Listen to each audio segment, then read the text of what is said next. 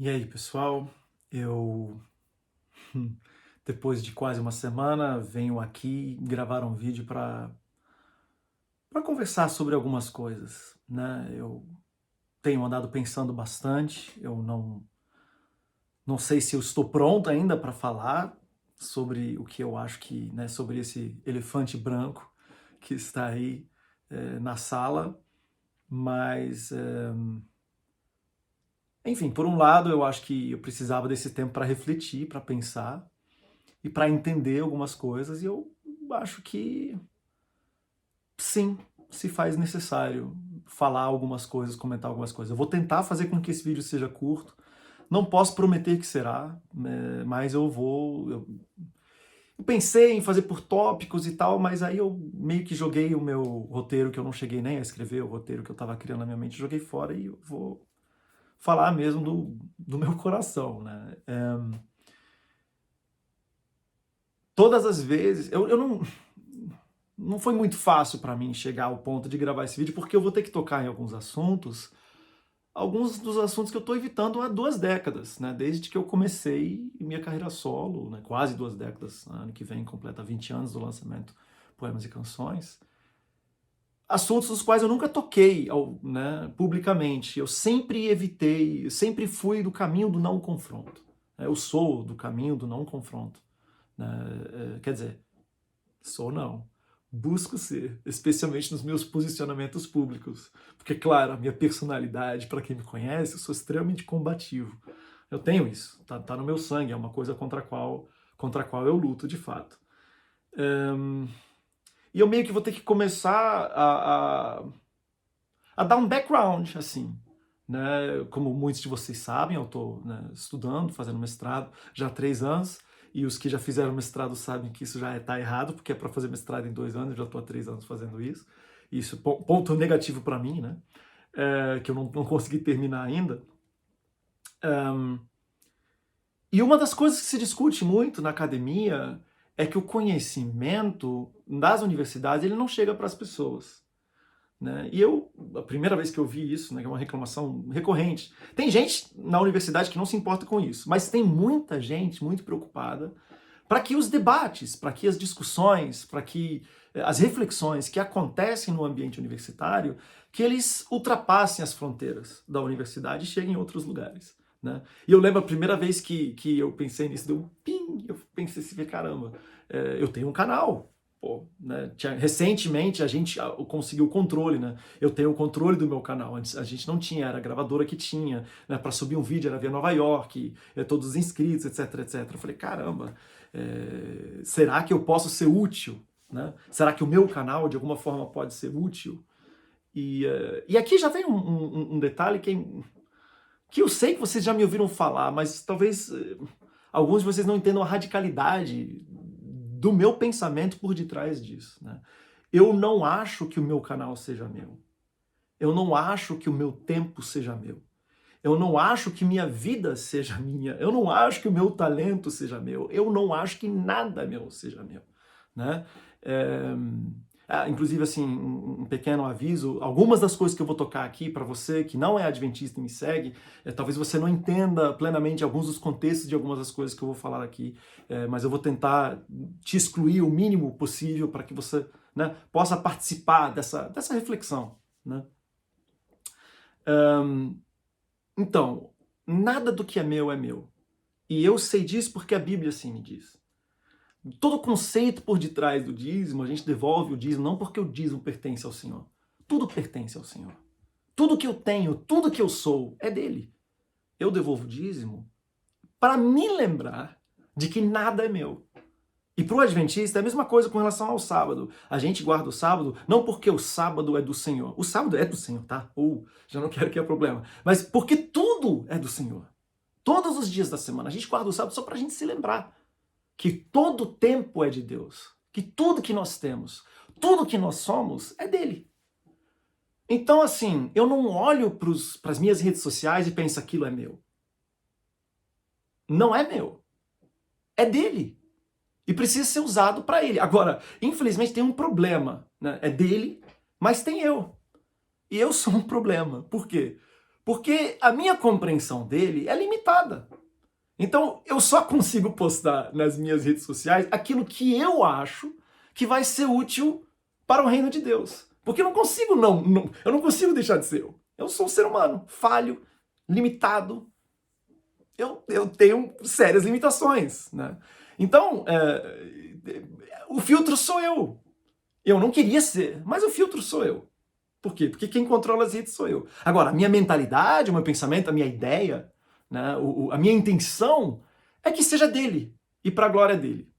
E para o engrandecimento e para a construção e o estabelecimento do reino dele. E assim, quem me segue de fato, quem me segue há bastante tempo, vocês vão ver, cara, eu realmente divulgo pouco minhas músicas. E eu deveria divulgar mais. Eu não acho que é errado eu divulgar as minhas músicas, porque eu acho, eu inclusive acho que as músicas que eu gravo é para o reino de Deus, entendeu? Mas eu tenho aí uma coisa de personalidade, eu já trato isso em terapia e tal, eu tenho dificuldade, né? Eu me sinto como se eu estivesse me promovendo. Então, se você juntar as músicas dos outros que eu posto versus as músicas que eu posto, tudo bem, claro, eu sou o cantor que eu mais posto nas minhas redes, mas se você pegar todos os cantores e todas as músicas que eu posto nas minhas redes sociais, nos stories, por exemplo, comparado a todas as músicas minhas que eu posto, provavelmente eu posto mais as coisas dos outros do que as minhas. Por quê? Porque eu tenho essa compreensão de que as minhas redes não são minhas. Ok. Frases, posts, pensamentos no Twitter, nas redes sociais, de maneira geral, eu me posiciono, eu tenho minhas reflexões, mas eu prefiro postar dos outros. Por quê? Não é insegurança. É realmente entender que aquele espaço, embora eu seja o mordomo desse espaço, vamos usar essa palavra, que é uma palavra inclusive bíblica, ele não me pertence. Ele não é para eu ganhar dinheiro, ele não é para eu ganhar seguidores. Meus seguidores não são meus. Vocês não vão ver foto, quase foto minha, pessoal. E mesmo do meu trabalho, que teoricamente as redes sociais existem para o trabalho, eu posto pouco, eu posto mais. Por exemplo, eu posto... Se eu fizesse tipo, Adra é uma coisa que eu amo. Eu amo, eu posto, sei lá, 4 vezes por semana. 5 vezes por semana eu reposto alguma coisa deles. Por quê? Porque é um trabalho no qual eu acredito.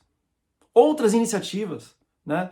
Tem uma estudante agora, vocês vão ver eu postando mais sobre isso, ela passou no mestrado em La Sorbonne, na França, e ela precisa estudar lá, e a gente precisa ajudar ela para estudar lá. Né? Uma jovem preta de periferia que conseguiu, né? Ela já fala fluentemente francês, enfim, isso é um outro assunto, nos próximos dias vocês vão ver. Mas assim, por que eu estou dizendo isso? Porque eu realmente tenho essa compreensão. Ah, você fala assim, mas você está falando isso da boca para fora. Não, eu não estou falando isso da boca para fora, tanto que eu nunca falei. Por quê? Porque eu não gosto de falar. E quem caminha comigo mesmo, agora fora, quem me acompanha nas redes sociais sabe que eu posto dos outros. Agora, quem caminha comigo de verdade, sabe que até com as minhas finanças pessoais é assim que eu lido. É assim que eu vivo. E é por isso que eu não tenho ainda a casa própria. É por isso que meu carro tem 215 mil quilômetros rodados. Porque eu tenho tudo de que eu preciso. Eu tenho mais do que eu preciso. Muito mais do que eu preciso. Deus me abençoou sobremaneiramente. Agora, quando eu falo da bênção, de que o abençoado não existe na Bíblia, né, eu realmente acredito nisso. Deus não me abençoou para que eu fosse abençoado, mas para que eu pudesse ser uma bênção. Agora, infelizmente, eu vou falar mais disso, eu sou uma bênção, mas eu também sou uma maldição. Eu sou limitado. E assim, não sou só eu que sou assim, né? Talvez você tenha dificuldade em reconhecer, mas você também é assim. E eu tenho uma citação do C.S. Lewis que é maravilhosa, né, que ele fala que nós cristãos nos propomos a ser a solução para o mundo, mas nós também fazemos parte do problema. Os problemas do pecado, do distanciamento de Deus, do egoísmo, da vaidade, todas essas coisas passam por nós também, mesmo nós cristãos, mesmo nós novas criaturas, mesmo nós salvos pela graça, passa por nós. Ok. Eu sofro perseguição, ataques, etc., a minha vida inteira. Desde o lançamento do meu primeiro disco e até antes. Antes eu nem contabilizo. Né? De algumas pessoas específicas, há 16 anos, eu lembro o primeiro ataque que eu recebi de uma das pessoas, que inclusive fez uma série de posts nessa última semana. Essa pessoa, eu não lembro se eu já falei com ela pessoalmente, eu acho que nunca falei com ela pessoalmente. É uma pessoa que nunca me procurou. É uma pessoa que, de maneira sistemática ou não, vira e mexe, qualquer coisa que surge, qualquer assunto que surge, é uma pessoa que usa as redes dela, usa a influência dela e usa o que ela tem para... Eu não consigo nem dizer me atacar, porque eu não me sinto pessoalmente atacado, né? Mas isso acontece, assim, frequentemente. Eu posso dar os exemplos para vocês, né? Primeira vez foi em 2005, quando dei uma entrevista que, sei lá, entenderam uma coisa que eu não achei que eu disse, mas acharam que eu disse, e claro, né, uma vez que você diz uma coisa, as pessoas têm liberdade de interpretar da maneira que quiserem, né? E aí, fiquei alguns anos sem poder cantar em eventos da minha denominação. Em 2011, eu cantei com... 2010? Não, 2011, eu cantei com Ed Mota, né, a música Isn't She Lovely? E aí também fiquei vários anos sem poder cantar, sem poder aparecer em programas de televisão da minha denominação, porque isso deu um problema, gerou uma série de posts também. Quando eu saí da Novo Tempo e fui para a Sony, mesma coisa. Quando eu lancei a música Acredito, quando eu fui na Regina Casé, quando apareceu o artigo na revista Veja, quando eu me separei, quando apareceu aquele vídeo naquele site de fofoca gospel, né, que eu tava num show de música popular, enfim, vira e mexe, essas coisas acontecem e todas as vezes, o que eu fiz? Eu fiquei quieto. Por quê? Porque eu não acho que o caminho do embate é um caminho proposto por Cristo. Eu não entendo dessa forma. E eu entendi todas as outras vezes que eu me manifestar só ia colocar lenha na fogueira, só ia aumentar, né? E aqui até eu vou fazer um parênteses. Eu queria saber como que a igreja, como que o povo evangélico, ou como que essas pessoas reagissem se eu fizesse um tipo de vídeo que eles fazem a meu respeito, o tipo de texto que eles fazem a meu respeito, se eu fizesse a respeito deles. Citando o nome ou não, porque tem aqueles que dizem que não citam o nome, então não estavam falando de mim. Eu queria entender, se eu usasse, se eu colocasse todos os meus seguidores, porque aí, efetivamente é isso que essas pessoas fazem, querendo ou não, sendo a intenção deles ou não, eles pegam todos os seguidores deles para ir atrás de mim, né? Me atazanar nas minhas redes sociais. Inclusive, já vou dizer, né? Eu bloqueei todas as pessoas, pelo menos as influentes, que se manifestaram, tal. Eu bloqueei eles, não porque eu tenho algum problema pessoal com eles, mas porque aí tem o povo que adora criar intriga, né? Então, no post de fulano de tal que fala a respeito da live ou fala a respeito de mim, me tagueiam lá. E não é uma pessoa não, é 2, 3, 4, 5, 6, um monte de gente me tagueia, aparece na minha timeline, eu entro no Instagram, só isso que tem, tag em post de gente distorcendo o que eu disse, distorcendo o que foi dito, me atacando, e eu, assim, não... Enfim, um deles, eu preciso até dizer, um deles mandou uma mensagem, comentou no meu post e falou assim, ó, mandei DM pra você, me responda se puder. E eu respondi, acho que a live, né, de quinta-feira passada, ela terminou menos de, assim, terminou o quê? 21h30, mais ou menos, que a live terminou. 18 horas eu vi a mensagem, né, porque são muitas mensagens, eu vi a mensagem, entrei no direct e respondi pra ele. E essa pessoa já tinha feito vídeo, já tinha publicado o vídeo, né? Queria a minha opinião, queria dialogar comigo antes de fazer o vídeo, mas assim, não deu nem 24 horas. E aqui, talvez, seja uma primeira coisa que eu acho que é importante dizer. Eu acho que no mundo que a gente vive, né, das redes sociais, acho que às vezes a gente tem pressa demais. Eu acho que às vezes a gente tem pressa demais em responder e a gente não se dá o tempo de tentar entender o que aconteceu. E assim, tem conversas que eu tenho com pessoas que eu fico às vezes semanas, que eu fico às vezes meses pensando. Falei, caramba, será que eu entendi o que a pessoa quis dizer? E às vezes eu vou lá e pergunto, falei, cara, o que você disse, é isso mesmo ou eu entendi errado? Eu dou a oportunidade da pessoa, né, falar mais uma vez, explicar de outro jeito, usar outras palavras, né? E aí eu talvez chegue ou livros, né? Vamos falar de livros, porque conversas até é um pouco mais fácil, né? Com pessoas a gente consegue dialogar. Mas tem livros que eu leio, assim, que eu fico pensando, sabe? Pensando, será? Será que tem um ponto aqui? Será que é válido? Será que eu... Né, e também tem esse vício, né? Porque o que todo mundo quer saber, todo mundo não, claro. O que muita gente quer saber é se eu concordo ou se eu não concordo com o que foi dito. E aqui a primeira coisa que eu quero pontuar. Será que a gente entendeu tudo que foi dito? Será que a gente precisa de um pouquinho mais de tempo para refletir se a gente realmente entendeu? E, pelo menos em relação a 2 pontos, eu quero sim falar o que eu entendi do que foi dito, que são essas as 2 reclamações, as maiores reclamações que eu vi.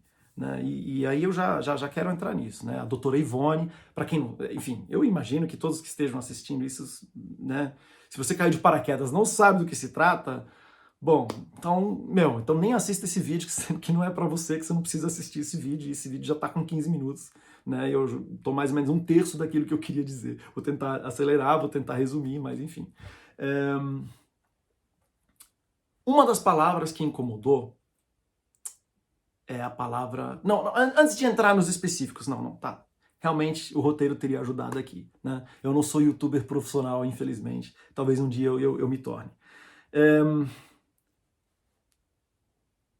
A palavra pecado no Novo Testamento, de acordo com Frederico Lourenço, cuja tradução da Bíblia eu ando lendo, né, eu tenho usado também no meu trabalho, né, de pesquisa, de certo modo, ele descreve que a palavra, eu não lembro agora a palavra em grego, né, a palavra que foi traduzida para a Vulgata é a tradução para o latim, tá, da Bíblia que foi feita do grego, né, e do hebraico para o latim. A palavra que foi traduzida como pecado, na verdade, o sentido mais próximo que a gente pode chegar a essa palavra é errar o alvo, tá?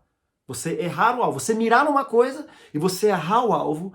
Essa é a palavra que é usada no koiné, né, no grego utilizado no Novo Testamento. O significado mais próximo dessa palavra é isso, né? E aí eu preciso dizer, já venho aqui de antemão dizer, eu pequei, né? A ideia da live, o objetivo da live era e definitivamente o objetivo que o Alan, né, o pastor Alan pensou e me convidou a fazer uma pequena introdução e tal, e aí eu ofereci o meu canal, não, puxa, que interessante, né? Aí eu lembrei, né, do que eu, né, puxa, os debates acadêmicos precisam chegar a mais pessoas. Eu falei, cara, usa meu canal, usa meu canal. Você quer usar meu canal? Usa meu canal. Eu ofereci de bom grado, justamente porque, né, eu não entendo que aquilo é meu, né? Eu sou o mordomo, mas não é meu, não pertence a mim. Falei, uso o canal. E eu subestimei muito o quanto a palavra... Eu já sabia, não vou dizer, não estou me fazendo de inocente. Tá? Eu já sabia que a palavra feminismo e feminista é uma palavra que tem sido muito mal compreendida, né, dentro do meio cristão, especialmente, né, de 2018, 2016 para cá. Né? Mas eu vou admitir, sou a primeira pessoa a admitir que eu absolutamente errei no cálculo de quanto essa palavra é um gatilho para as pessoas. Que né? Aparentemente é um gatilho. Tanto que semanas antes da live, depois do primeiro anúncio da live, já começaram os vídeos, já começaram os posts, né? Só por causa... Ninguém tinha assistido a live, ninguém sabia do que se tratava, ninguém sabia do que seria falado, e já era um problema. E eu acho que tem a ver com essa palavra. E sobre isso, eu na minha introdução, né, que eu acho, inclusive, que muita gente nem assistiu a live, né? Mas é uma desconfiança que eu tenho, mas já vou falar um pouco mais disso. Mas sobre isso, eu quero repetir uma coisa. Por exemplo, ok, para muitos de vocês a palavra feminista e feminismo é um gatilho. Ok, vamos entender. Mas eu gosto de fazer esse exercício de reverter, para a gente entender do que se trata. Então, por exemplo, sei lá, vamos dizer que eu estou falando com uma pessoa que é ateu, uma pessoa que odeia o cristianismo. E ela me pergunta, você é cristão? Eu falo, não, eu sou cristão. E ela fala, assassino. Então você é a favor das cruzadas, é isso? Eu falei, não, eu não sou esse tipo de cristão. Isso aí realmente é um negócio que aconteceu, terrível, total. Mas você é assassino, você é a favor da Inquisição, não é verdade?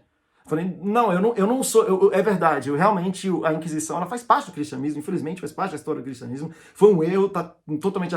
então, mas você é escravocrata. Porque, inclusive, os protestantes, né, os fundadores dos Estados Unidos, né, 1777, praticamente todos os Founding Fathers, né, que chamam, né, os pais da República Americana, né, da primeira grande democracia moderna, Todos eles eram donos de escravos. Falei, não, não, não, não, não, eu não sou esse tipo de cristão. Deixa eu te explicar, o tipo de cristão que eu sou é esse, assim, assim, assim. Aí, não, aí tem mais, né? Ah, mas você é o cristão colonial, então, que explorou a África. Não só escravizou, depois que parou de escravizar, explorou, roubando ouro, roubando os coisas. É esse que tipo de cristão que você é? Eu falei, não, não, não. Aí talvez chegue um momento que essa pessoa vire para mim e fale, mas não, se você não é esse tipo de cristão, então por que você se chama de cristão? Que é o questionamento que muitas pessoas falam, não, mas espera aí, se você não concorda com isso, tu feminista, né, no caso, eu, homem, né, existe um debate em torno disso, se homem pode ou não ser feminista ou não, mas enfim, eu me considero aliado, ok? Aliado, eu não sou feminista porque, enfim, existem algumas correntes no feminismo que não entendem que um homem possa ser feminista, né? Se você não aí tá bom. Aí se você não é feminista e não concorda com essa pauta, não concorda com essa pauta, não concorda com isso, não concorda com isso, por que você usa essa palavra então? Pois é. E aí vamos pegar, ok, você por exemplo, me perguntam, né? Léo, o que você faz da vida? Eu falei, eu sou cantor evangélico. A descrição nas minhas redes sociais é cantor brasileiro de música religiosa. E aí eu coloco música religiosa e não música evangélica por causa do CD em hebraico, que aquilo não é música evangélica propriamente dita, né? Música judaica, mas é de cunho religioso, né? Então, dentro do século XXI, as pessoas podem... Ah, você é evangélico? Você é cristão? Em 2021? Ah, então você é a favor da bancada evangélica. Você é a favor daqueles pastores que vendem a fronha milagrosa por R$ 500 para que o filho seja liberto das drogas? Eu falei, não, cara, não é esse tipo de cristão que eu sou. E qual que é a coisa que a gente como cristão espera? Eu falei, não, deixa eu te explicar. Por que eu sou cristão? Deixa eu te dizer que tipo de cristianismo é esse a qual eu aderi e do qual eu faço parte. Entendeu? Então, eu acho que a palavra... Eu entendo hoje melhor do que eu entendi a semana passada, ou retrasada, que a palavra feminista e feminismo é um gatilho. Só que para mim ela deveria ser o incômodo que essa palavra causa, ela deveria, na minha opinião, ser um ponto de partida para a gente conversar. Que tipo, e se você me perguntar, que tipo de aliado, eu sou aliado a que tipo de feminismo? Aquele que em seu princípio busca a igualdade entre homens e mulheres. Não dizendo que eles são iguais, mas que eles tenham direitos iguais, que eles tenham oportunidades iguais, que não haja estruturas, que não haja sistemas que impeça que vivam as suas vidas plenamente, de acordo com o seu desejo, com a liberdade que foi concedida por Deus, de acordo com, ou principalmente, de modo a que as estruturas que hoje existem para que homens cometam crimes contra mulheres e saiam impunes, para que isso seja corrigido. Em princípio, é isso. Ok? Então, assim, clareza, gentileza, é isso. Bom, eu falei da pressa, eu falei do gatilho, eu quero falar pelo menos 2 exemplos de maneiras diferentes de entender. Porque assim, isso é também uma coisa importante. A live foi uma live modesta. Entendeu? Inclusive, parênteses, alguns dos comentários que eu vi, nossa, a live foi um fracasso, porque teve um monte de unlike, porque não teve view, tal. Gente, eu não sei que mundo é esse que a gente vive em que o sucesso ou fracasso de uma live é medido na quantidade de likes que ela ganhou, na quantidade de comentários favoráveis ou não que ela ganhou. Eu não consigo entender que essa deva ser a medida para a gente entender se ela foi um sucesso ou se ela foi um fracasso. Entendeu? Até porque em nenhum momento em que a gente estava planejando ela, né, e eu entrei, né, aos 47 do segundo tempo, como eu já mencionei antes, a gente nunca nem pensou, tipo, nossa, a gente quer uma live que seja, que alcance sei lá quantas pessoas, sei lá de que maneira. Havia uma proposta, claro, e eu acho, inclusive, e já disse, né, que no sentido de acertar o alvo e errar o alvo, foi um pecado que aconteceu, né, porque o alvo definitivamente não foi alcançado, mas... eu me perdi o fio aqui agora. Particularmente para mim, um fracasso foi que pela primeira vez, desde que eu tenho redes sociais, eu tive que desativar comentários. Nunca tive que fazer isso antes na minha vida. Nunca na minha vida eu tive que desativar comentários. E isso, para mim, pessoalmente, eu me sinto fracassado por ter tido que fazer isso. Agora, por que eu fiz isso? Né? Porque o pessoal fala tanto, né, de proteger os fracos da fé. Tanto se falou essa semana, né, sobre proteger os fracos da fé. Não, porque os fracos da fé, os fracos da fé, os fracos da fé. Eu limitei os comentários, primeiramente, assim, eu nunca fiz isso em 20 anos de carreira, e em 10 anos, 11 anos, 12 anos de redes sociais, eu nunca fiz isso, né, de limitar comentários, nunca me senti que eu devesse fazer isso, né. Muito embora muitos dos colegas, irmãos meus, né, que fizeram posts nos quais eu fui tagueado, eu entro e não tenho possibilidade de comentar também. Né? Então, assim, outras pessoas têm esse hábito já, né, de fazerem vídeos que sabem que vão dar um certo tipo de comentário, eles já limitam os comentários. Eu não acho nem certo nem errado, mas para mim, pessoalmente, foi um grande fracasso me sentir na necessidade de limitar os comentários. E eu vou explicar para vocês por que eu limitei os comentários. Porque eu vou ler um para vocês, um comentário. Um só. E ele não é apenas um comentário isolado, foram muitos os comentários que eu recebi desse jeito. E aí eu vou explicar por que eu limitei os comentários. Você está sendo usado... Vou até ler aqui foi um comentário de uma pessoa anônima, tá? É Periquito Safado. O Periquito Safado comentou: você está sendo usado por Satanás, mas se acha muito inteligente e culto demais para reconhecer que você está sendo canal para distorcer os jovens, adolescentes adventistas do caminho que não faz parte da doutrina da Bíblia. Você está envergonhando o sacrifício de Cristo e andando de mãos dadas com o diabo. Deixa eu até repetir o final. Você está envergonhando o sacrifício de Cristo, que eu não sei nem o que significa, eu não sei como... Tipo, estou envergonhando o sacrifício de Cristo como? Pecando? Porque o sacrifício de Cristo foi justamente para remir dos pecados, né? Não estou dizendo que a gente deve pecar para que a gente possa ser salvo, mas assim, eu não sei como que alguém pode envergonhar, eu não sei que soteriologia é essa, né, que está por detrás disso, e andando de mãos dadas com o diabo. Eu me cuido, eu tenho rede de apoio, eu tenho família, eu faço terapia. Isso não me afeta. Claro que você toma um susto, né, quando você se depara com uma mensagem dessa, mas isso não me afeta. No entanto, eu penso sim nos fracos da fé. Sabe por quê? Porque um fraco da fé, que talvez esteja balançando no cristianismo, se ele lê um comentário desse, ele pensa assim, mano, se cristão é assim, eu não quero ser cristão. Eu não quero ter nada a ver com esse tipo de gente.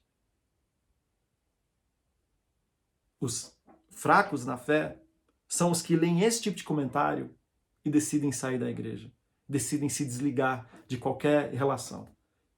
No entanto, na minha jornada, eu escolhi um caminho diferente. E muitas pessoas... Isso é até um fenômeno, para mim é um fenômeno novo, né? O que tem de gente falando para você sair dos caminhos, basicamente, eu vi inclusive, não foi nenhum post meu, mas eu vi recentemente, inclusive, um pastor falando para uma ovelha, para um membro de igreja, falando assim, sai da igreja, se você discorda disso, então sai da igreja. Eu não sei, eu sou de um tempo em que o cristianismo, em que os pastores, eles faziam apelo para as pessoas aceitarem Jesus e virem para a igreja. Eu não entendo a mentalidade de um pastor que fala para alguém que pensa diferentemente dele para sair da igreja. Até porque essa igreja não pertence a ele.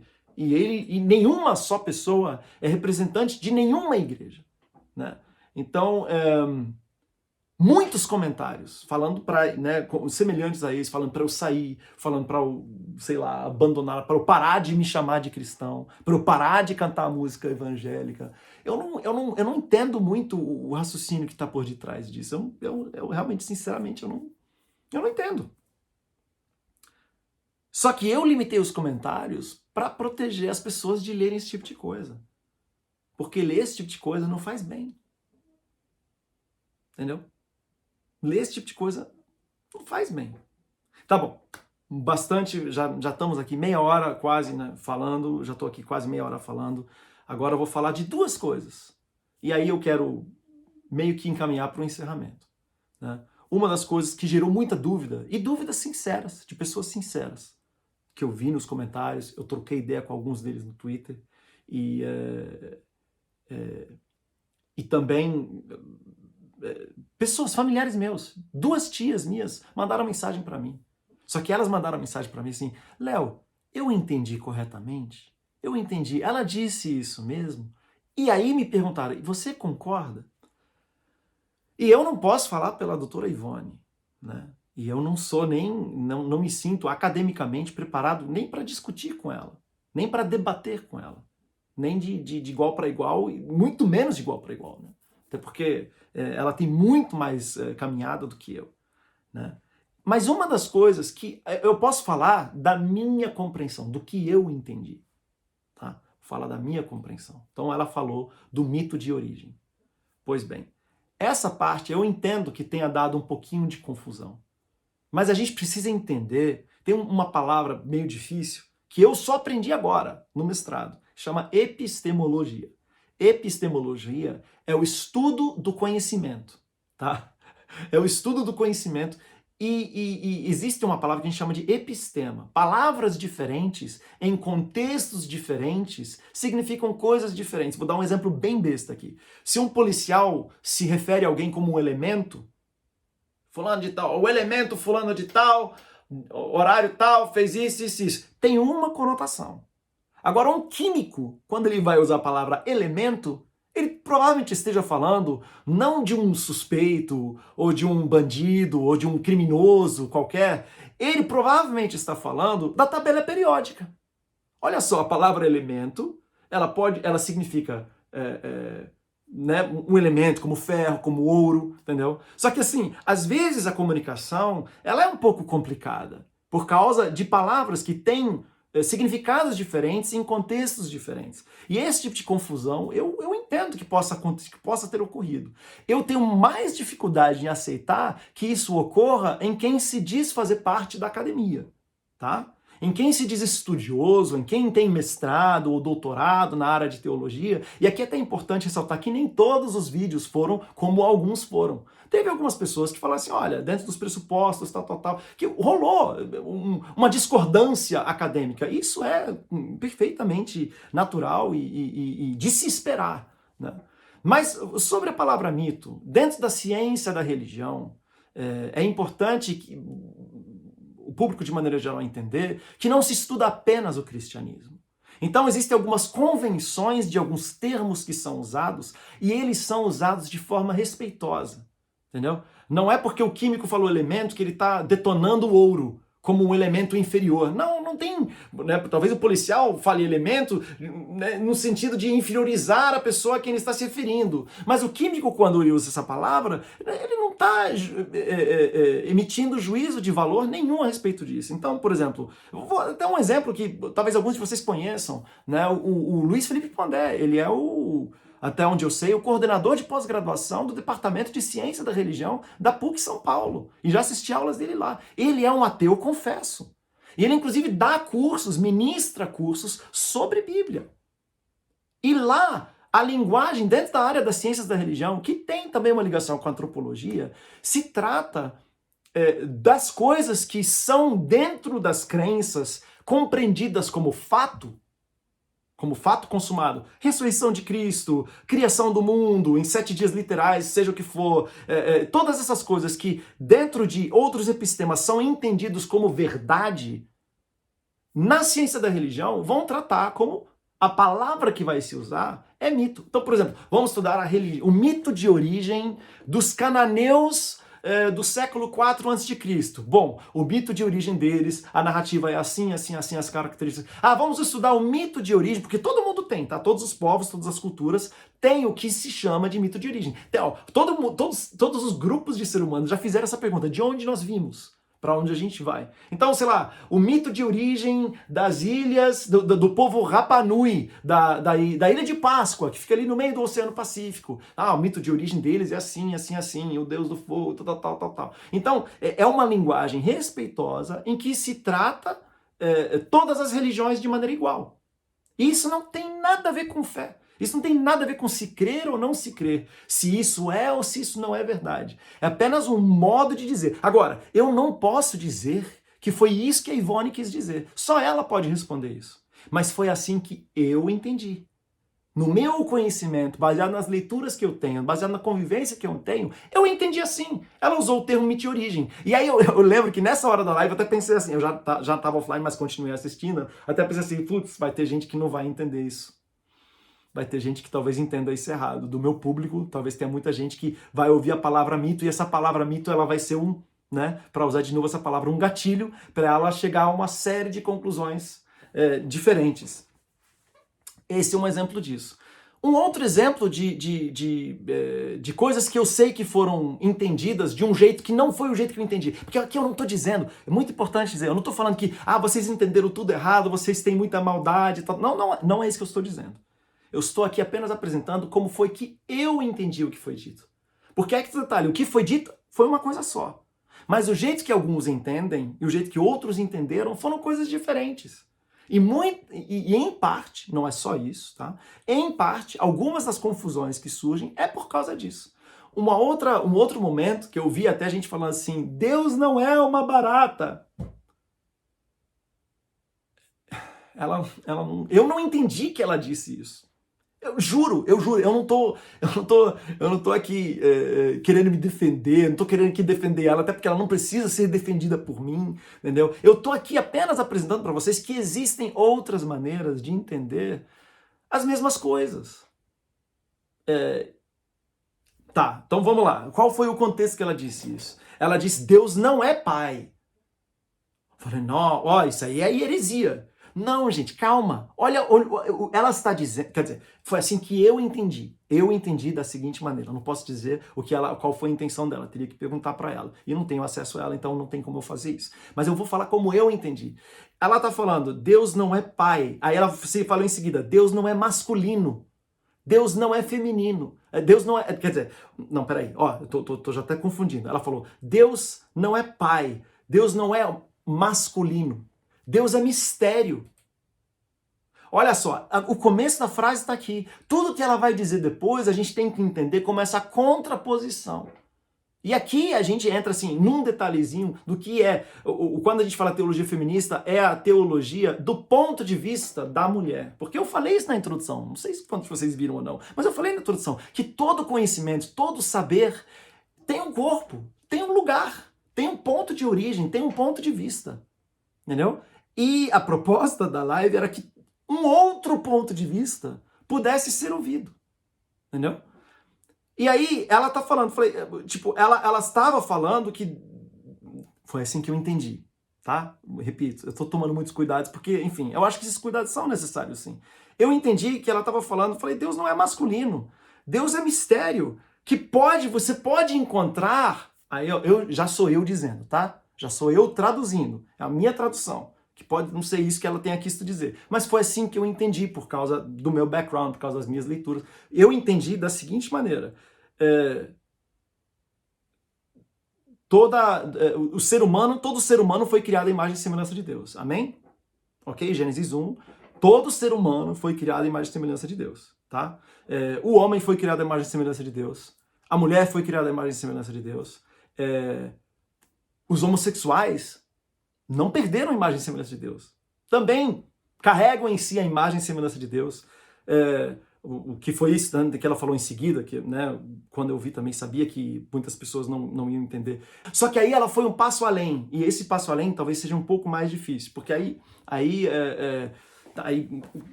mais uma vez dizendo, eu entendi da seguinte maneira. Porque eu li ano passado o Krenak. E Krenak é um indígena, um pensador indígena. E uma das principais coisas que ele distingue do modo de pensar ocidental, do modo de pensar da tribo dele, que é Krenak, inclusive, né? Por isso que ele está usando esse sobrenome, eu acho. Enfim, eu posso estar...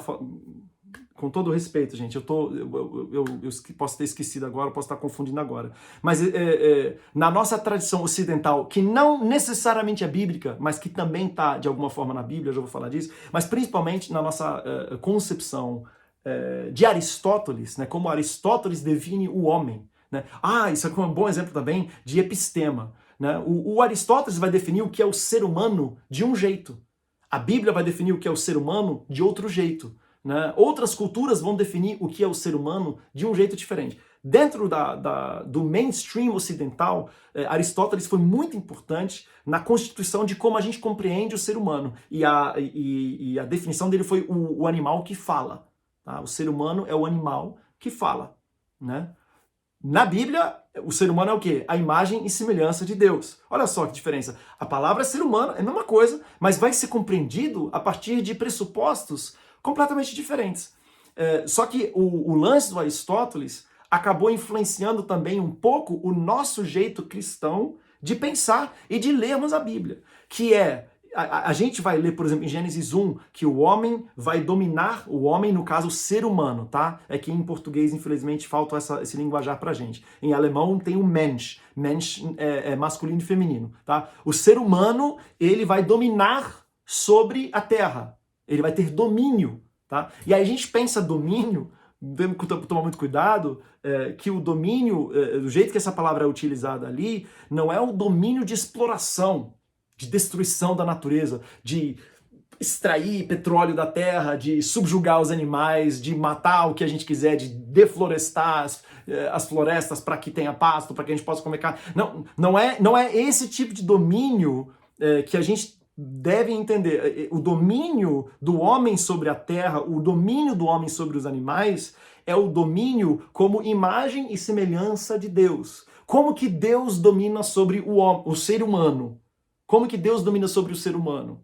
É servindo, é amando, é dando filho para que seja morto, para que a gente possa ter vida. Né? O modelo de domínio, né? Eu estou falando domínio entre aspas, porque na verdade não é que domínio é entre aspas. Domínio é domínio mesmo, é a palavra que está na Bíblia. Só que a gente entende domínio de um jeito de subjugação. E não é esse tipo de domínio que a gente vê em Gênesis 1. Por quê? Porque a gente está no mundo perfeito, a gente não tem o pecado ainda, e o exemplo de domínio, na verdade, é o de Deus sobre nós. Então, do mesmo jeito que Deus domina sobre nós, nós devemos dominar sobre os animais. Tá, o que isso tem a ver com a fala dela, né? De que a imagem, como eu estava entendendo a fala dela, né? De você entender que a imagem e semelhança de Deus que a imagem e semelhança de Deus está no homem, está na mulher, está nos homossexuais também, está nos LGBTQIA, porque eles também são seres humanos que possuem DNA, que não tem nada que possa tirar isso deles, né? O pensamento, o modo de pensar indígena, ele não faz distinção entre o ser humano e a natureza. O ser humano é natureza. Porque, assim, realmente, na Bíblia, a nossa maneira de entender o mundo, né, que até no judaísmo tem essa frase, no Sidur, que o Deus da vida, que ama a vida, que tudo tem vida. E aí nós, com a nossa mentalidade ocidental, nós vamos definir a vida a partir da biologia. Né, que talvez não seja a única maneira da gente entender o que é vida. Eu conheci isso através do Ailton Krenak, que existe uma maneira, para mim foi tremendamente revolucionário, de enxergar o mundo como natureza. E não como o homem separado da natureza, mas o homem como parte da natureza. Né? Então, e a natureza como extensão. E agora vamos voltar para o que eu entendi do que a Ivone disse. Né? A natureza como parte do reflexo divino. Entendeu? O salmista vai dizer isso com outras palavras, né? Ele vai dizer que os céus proclamam a glória de Deus. Não é que os céus ativamente estão proclamando, é que tem a digital divina no céu, nas estrelas, nos rios, na rocha, na montanha, nos animais e também na barata. A barata foi criada por Deus. A não ser que você queira vir com uma teoria que não está na Bíblia de que a barata é uma mutação genética ou consequência do pecado, mas até onde se sabe, o diabo não cria nada, né? Quem criou todas as coisas foi Deus, a gente acredita assim. Então, de que, de certo modo, o mistério de Deus, que nós não temos como categorizar, como limitar a masculino, a feminino ou a outras expressões, que o mistério de Deus é tão grande que a gente não tenha categorias dentro das quais a gente possa colocar. Repito, pode ser que ela não tenha dito isso. Pode ser que eu tenha entendido tudo errado. Mas foi assim que eu entendi. E aqui é onde eu quero meio que chegar a um final, a um encerramento. E eu quero propor essa seguinte reflexão, né, depois de mais de 40 minutos falando. É essa reflexão que eu quero propor. Se nós andarmos por esse mundo e por essa vida, procurando problemas, procurando pecado, procurando maldade, procurando erro, procurando heresia, procurando maldade, eu tenho um segredo para você. Se a gente procurar, a gente vai achar. Sabe por quê? Porque tem. Em todos os lugares. Tem em mim, tem em você, tem na igreja, tem na universidade, tem no mundo, tem na política. Na política tem muito, inclusive. Se a gente viver a nossa vida procurando o erro, procurando o pecado, procurando o errar o alvo, procurando encontrar maldade, dissimulação, falsidade, vaidade, se a gente procurar isso em qualquer lugar que a gente procurar, a gente vai encontrar porque tá. Se vocês procurarem em mim, vocês vão encontrar. Se vocês procurarem naqueles que passaram a semana me atacando, vocês vão encontrar também. E quando eu vejo Jesus falando para Pedro, quem julgar pela espada será julgado, é assim que eu entendo. Sabe por quê? Porque tem um outro lado. E essa teologia que eu acabei de falar, né, vamos teologizar isso é baseado em Gênesis 3. Gênesis 3 relata a queda do homem. Né? E é verdade. Se você procurar em qualquer ser humano, em qualquer instituição que tem seres humanos, onde você procurar maldade, se você procurar nos LGBT, vai encontrar. Se você procurar em qualquer lugar que você procurar, na igreja, em qualquer denominação, em qualquer ser humano, onde você procurar vaidade, maldade, egoísmo, violência, você vai encontrar. Porque tem. Agora, por outro lado, se você procurar, buscar enxergar a imagem e semelhança de Deus, a bondade de Deus, o amor de Deus, a sua misericórdia em qualquer ser humano, você vai encontrar. E sabe por quê? Porque está lá também. Não é muito louco isso? E aí a gente pode tomar uma decisão na vida. A gente vai viver a nossa vida procurando enxergar o quê? E é mais ou menos com isso que eu quero, né, com essa reflexão que eu quero perguntar. Vamos dizer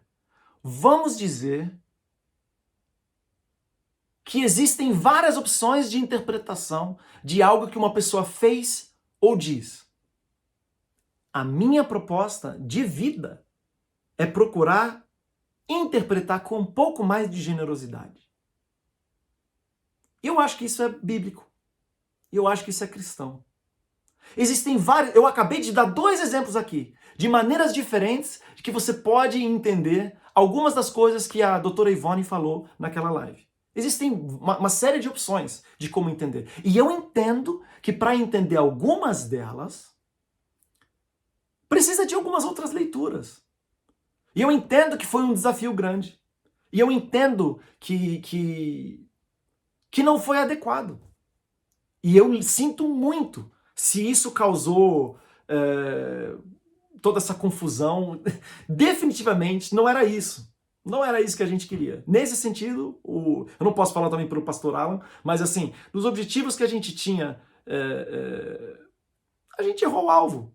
E se você quiser usar a palavra em grego para isso, é pecado, pecamos. Pecamos.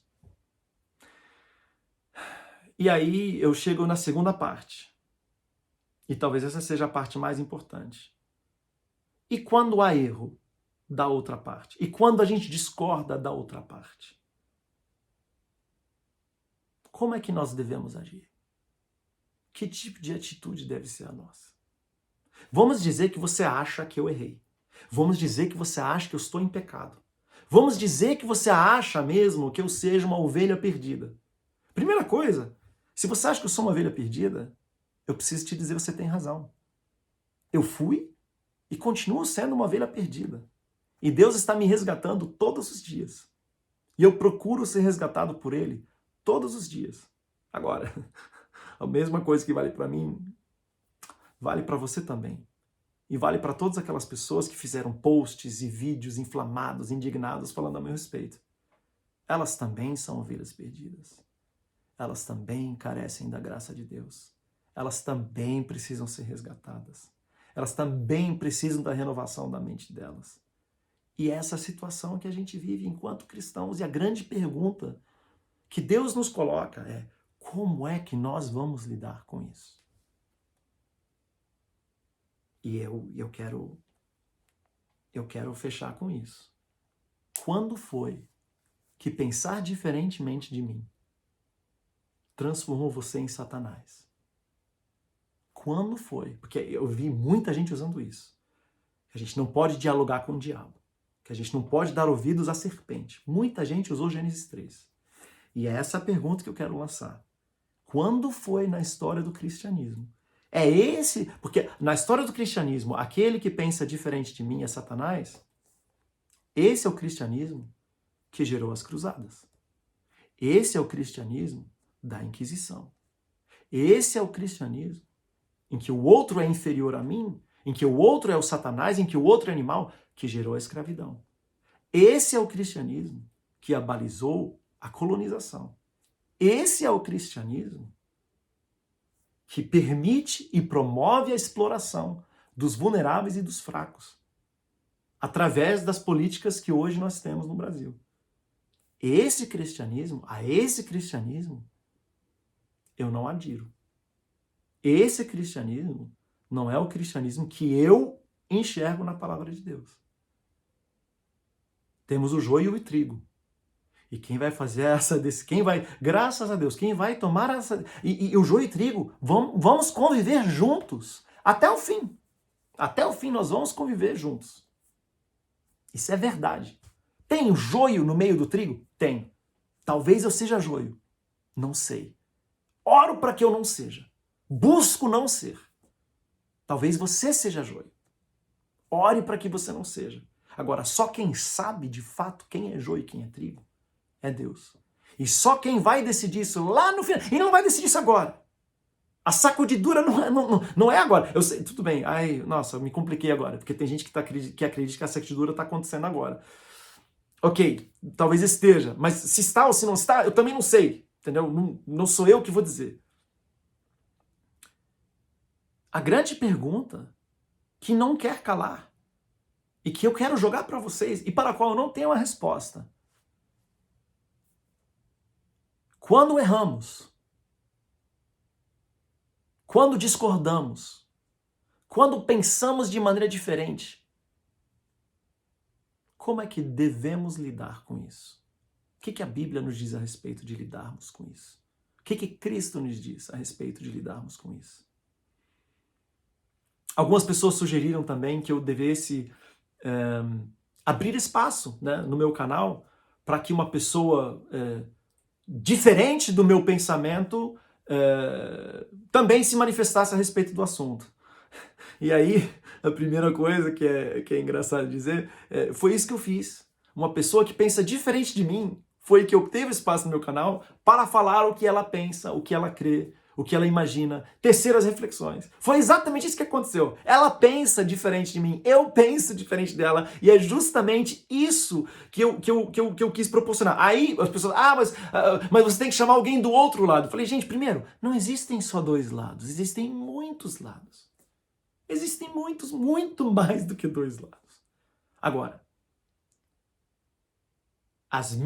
dentro da compreensão, lembra que eu falei que as minhas redes não são minhas, que o meu público não é meu, que tudo que Deus me deu, nada é meu, lembra disso? Lembra que eu falei que existe um problema nesse conceito, e o problema sou eu? Na minha limitada compreensão a respeito do reino de Deus, as minhas redes existem para dar voz a quem não tem voz, para quem é silenciado.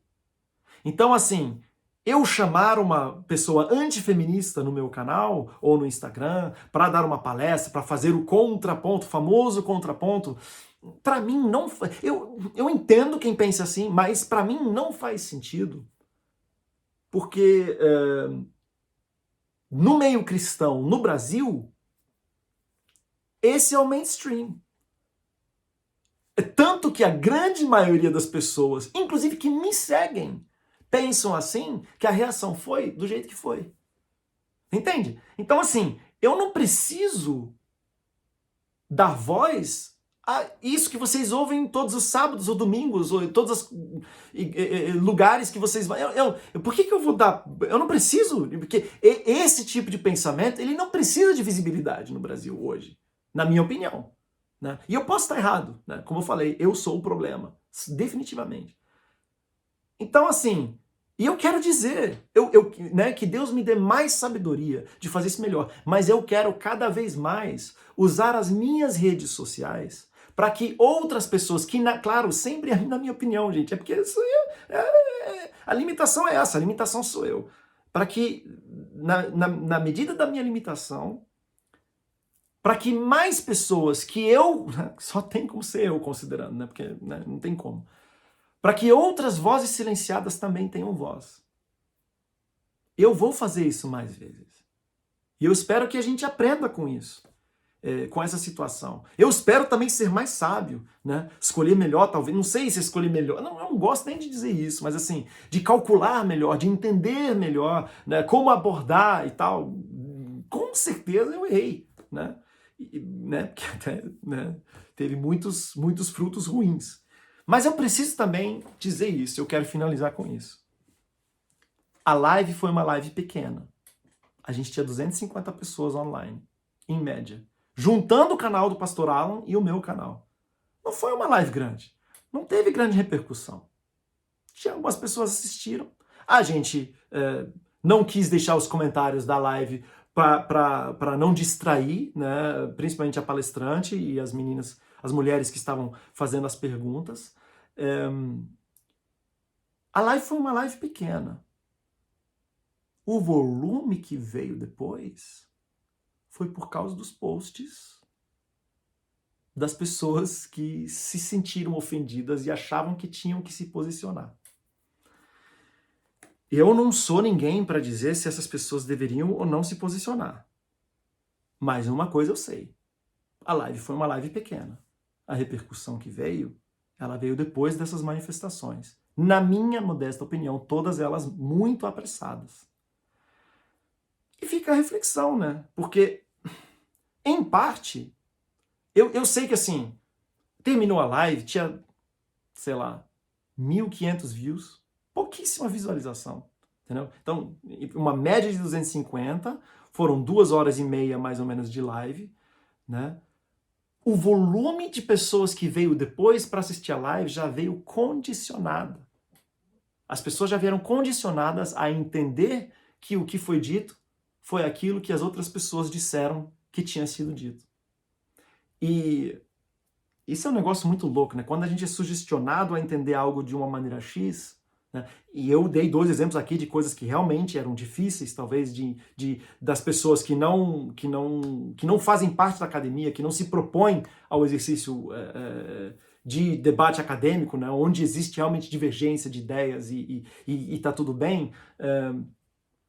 Eu entendo que esses 2 pontos, mas eu acho, na minha desconfiança, eu tenho uma desconfiança de que muito do problema que isso se tornou se deu devido a essas reações que condicionaram e sugestionaram as pessoas a já entenderam tudo que foi dito sem generosidade.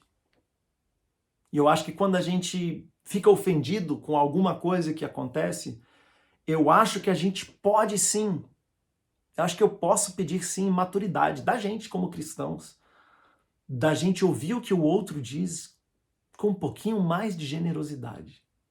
De dar o benefício da dúvida. Será que eu entendi mesmo o que a pessoa disse? Será que foi isso mesmo que ela quis dizer? Existem outras maneiras de entender o que foi dito? E não de cravar de maneira imediatista. Ah, meu Deus, foi isso que ela disse. Porque, assim, e existem 2 exemplos disso, e com isso eu vou realmente encerrar. Tem muita gente achando que é Finéias. Vocês lembram Finéias, Êxodo 6:25, que é o zelo santo, que ele entrou para defender a moral e os bons costumes? Isso existe, tá? Finéias estava indignado com a imoralidade e foi lá. Depois vocês leem Êxodo 6, o capítulo inteiro, que é o episódio. Tem muita gente que acha que é Finéias, mas tem um outro exemplo na Bíblia também, que é Uzá. Uzá viu que a Arca da Aliança ia cair e ele quis lá ajudar. Ele quis lá proteger a arca de cair e foi fulminado, e foi morto. Né? Então, assim, eu acho que Uzá achava que ele estava sendo Finéias. E por isso que eu não me sinto chamado para guerrear dessa forma, porque eu não sei se eu sou um Uzá ou se eu sou um Finéias. Eu sei, tá? Vai ter gente, não, Deus conhecia o coração de Uzá, por isso que Uzá morreu. Então, só Deus mesmo que conhece a intenção do coração. Nem eu conheço a intenção do meu coração, porque Jeremias 17:9 diz, enganoso é o coração e desesperadamente corrupto, quem o conhecerá? Nem eu, se eu entrar numa guerra, num jihad, né, numa guerra santa, contra a imoralidade, contra sei lá o quê, eu não sei se eu estou sendo um Finéias ou se eu estou sendo um Uzá. Então, não sei. Não sei se esse é o caminho que eu escolho para mim. No final de contas, para mim é isso. A gente pode sim ser mais generoso uns com os outros, no modo de entendermos e quando discordarmos, de fato. Mesmo quando a gente entender que tem um problema, eu acho que sim. A gente pode sim ser mais generoso uns com os outros. É isso, gente, que eu tenho para dizer. Falei muito mais que eu queria falar e algumas coisas que eu queria falar acabaram ficando de fora. Eu me repeti aqui várias vezes. Não sei se vocês vão ter paciência de ler isso. Eu sei que vão picotear tudo que eu falei aqui e mandar nos grupos de WhatsApp. É a vida, né? Quem quiser, se você recebeu um trecho aqui e não entendeu o que eu disse, bom, não é esse trecho que eles vão mandar para você, né? Enfim, se você assistiu por completo e você sabe que isso, se você souber que isso está sendo usado erroneamente, indique para que as pessoas tenham a oportunidade de assistir na íntegra o que eu tenho a dizer sobre o que aconteceu essa última semana. E eu acho isso. Nós, como cristãos, nós podemos ser melhores do que isso. Nós devemos ser melhores do que isso. Um grande abraço.